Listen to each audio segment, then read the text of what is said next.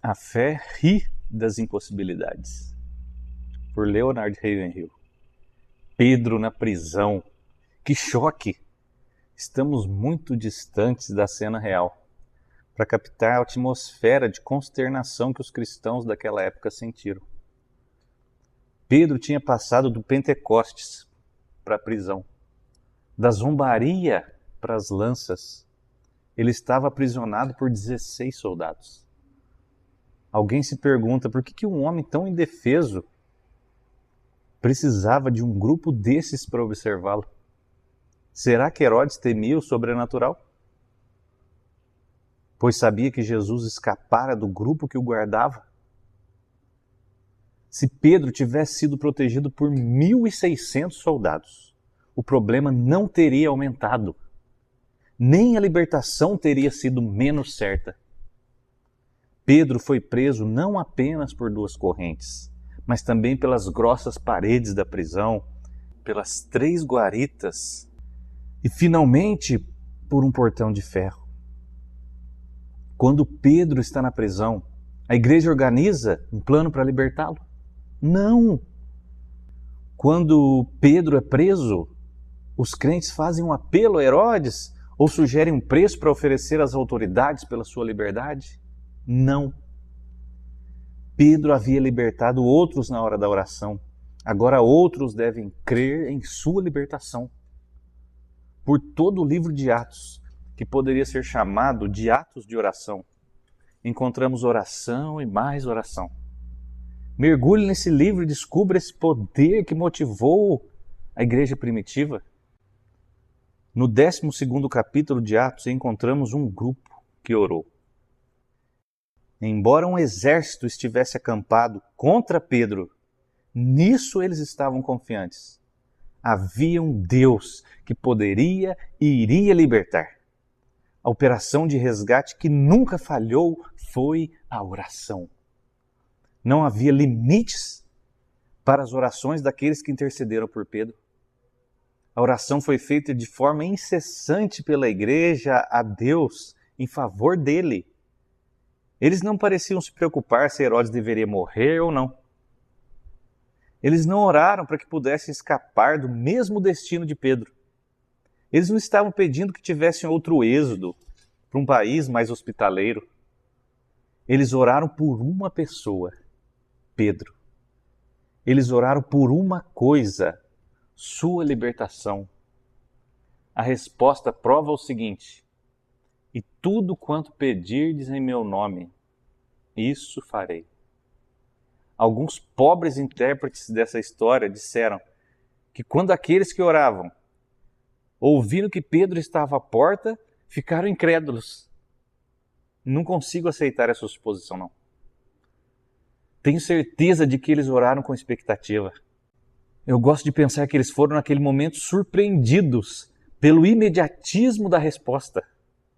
Eles poderiam se desculpar se levantasse as sobrancelhas quando Pedro disse: saí facilmente com uma escolta de anjos. Da próxima vez que você passar pela mágica porta automática do supermercado, lembre-se de que a primeira porta a se abrir dessa forma foi operada de cima. A libertação pelos anjos parece não encontrar lugar na nossa teologia moderna. Talvez gostaríamos que o Senhor respondesse nossas orações com um mínimo de embaraço para nós. Afinal de contas, quem espera que as fileiras angélicas sejam perturbadas apenas para trazer libertação para uma alma que ora? Mas resultados sobrenaturais vieram para muitos dos santos de oração dos dias apostólicos. O Senhor preparou um terremoto que danificou um edifício para conceder libertação a um apóstolo. Oração é dinamite. Não existe uma arma forjada contra a oração que possa neutralizá-la. Algumas coisas podem atrasar as respostas à oração, mas nada pode impedir o pleno propósito de Deus. Mesmo que tardar, espere. O primeiro requisito na oração é crer. Crer que Deus é galardoador daqueles que diligentemente o buscam. Crer que Deus está vivo e, portanto, tem poder, não apenas para a libertação de Pedro, mas para a nossa. Crer que Deus é amor e cuida dos seus. Crer que Deus é poderoso e, portanto, nenhum poder pode permanecer contra Ele. Crer que Deus é verdadeiro e, portanto, não pode mentir. Crer que Deus é bondoso e que Ele nunca abdicará de seu trono ou falhará em sua promessa. Refletindo sobre a história de Pedro, sou repreendido, humilhado, envergonhado, ferido. Por quê? Porque há muitos grandes santos modernos, Watmani, por exemplo, que sofreram por anos e foram mantidos em cativeiros por comunistas. E por outros, muitos dos santos hoje estão trancados na prisão. O mesmo aconteceu com algumas das testemunhas escolhidas por Deus no Vietnã e no Congo. Tais perigos para outros membros do corpo exigem preocupação, concentração e consagração a um plano de oração comprometido em favor deles. Temo que a oração não tenha sido feita a Deus sem cessar por esses compatriotas sofredores. O Sr. Bunyan nos mostra que o cristão foi feito cativo pelo gigante desespero no castelo da dúvida. A chave para a sua libertação era a promessa. Hoje nós cristãos estamos em cativeiro, em muitos níveis, pessoal, doméstico, na igreja e nos empreendimentos missionários. Mas grilhões se rompem e masmorras caem quando a oração é feita pela igreja a Deus. Oração sem cessar. Oração que pode destruir nossa condição atual. Oração que nos esgota de qualquer outro interesse. Oração que nos excita por suas imensas possibilidades. Oração que vê Deus como aquele que governa nas alturas, poderoso para salvar. Oração que ri das impossibilidades e exclama: isso será feito.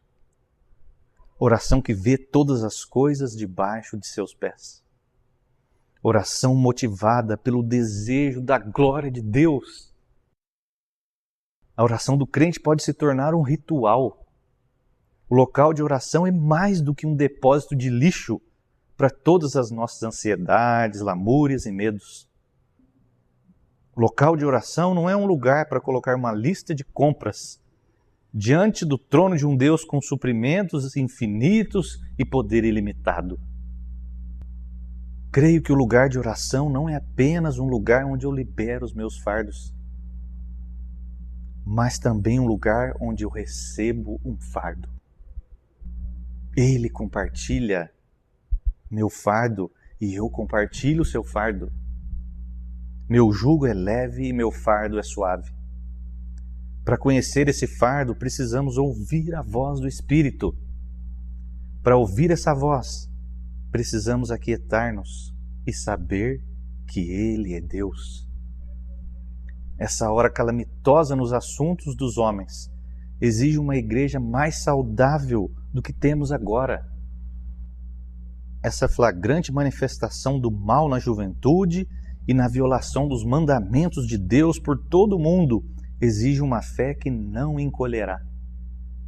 Podemos deixar nossas espadas de oração enferrujarem nas bainhas da dúvida?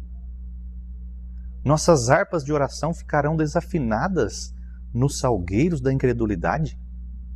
Se Deus é um Deus de poder incomparável e força incrível, se a Bíblia é a palavra imutável do Deus vivo, se a virtude de Cristo é tão nova hoje como era quando Ele mesmo se ofertou a Deus depois de sua ressurreição, se Ele é o verdadeiro e o único mediador hoje, se o Espírito Santo pode nos despertar como Ele fez com nossos pais espirituais, então todas as coisas são possíveis hoje. O mar estava revolto, os ventos uivavam, as velas se rasgavam, os mastros voavam, as estrelas se escondiam, o euroaquilão soprava. As pessoas estavam se encolhendo e chorando, soluçando e suspirando. Um homem sozinho estava louvando. Todos estavam esperando a morte, exceto Paulo. Em meio a uma cena de desesperança, se é que houve alguma, Paulo exclama: Senhores, eu creio em Deus. Atos 27. Enquanto as coisas parecem desmoronar nos dias de hoje, vou me juntar a Paulo. Vou dizer com fé: Senhores, eu creio em Deus. Você vai se juntar a mim?